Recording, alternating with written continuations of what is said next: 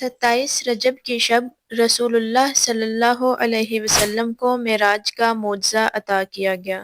معراج کا واقعہ دو حصوں پر مشتمل ہے، اسراء اور معراج۔ یہ رات کا وہ حصہ ہے جب حضرت محمد صلی اللہ علیہ وسلم کو مکہ مکرمہ سے بیت المقدس تک براق کے ذریعے لے جایا گیا۔ وہاں رسول اللہ نے تمام انبیاء کی امامت فرمائی۔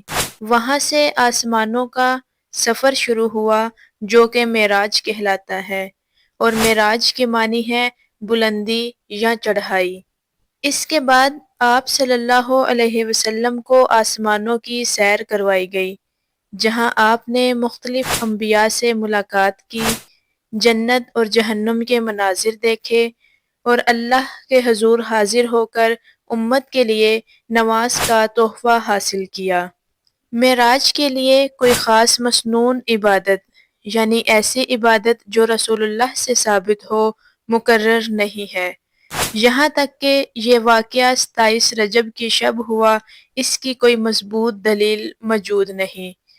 البتہ یہ رات مسلمانوں کے نزدیک فضیلت والی ہے، اور اس رات میں عبادت کے حوالے سے خاص طریقے یا اعمال قرآن و سنت سے ثابت نہیں۔